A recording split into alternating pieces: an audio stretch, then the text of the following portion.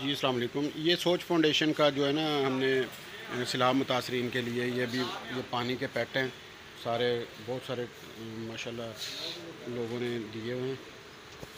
बाब ने ताउन फरमाया।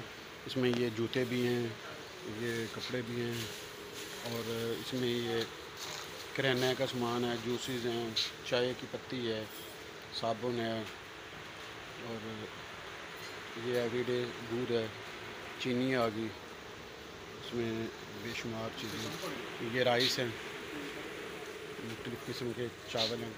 मेरे मौला करम हो करम मेरे ये हमारे सोच फाउंडेशन के मेंबर हैं, ज़िंदगी बदलने की। और इसमें ये दालें वगैरह हैं, और ये चने हैं, ये खजूर पैक हो रही है, ये चने भुने हुए चने हैं, खजूर, और ये दोस्त पैकिंग कर रहे हैं कुछ। और ये आगे हमारा सामान, ये कपड़े हैं, ये सारा कपड़े का सामान है, ये रज़ाइयाँ, कंबल। माशाल्लाह बहुत हरूनाबाद की अवाम ने बहुत तावन किया। हम तमाम दोस्तों, बुज़ुर्गों का और दूसरे दोस्त जो बाहर से हमें डोनेशन कर रहे हैं, सबका हम तहे दिल से मशकूर हैं माशाल्लाह।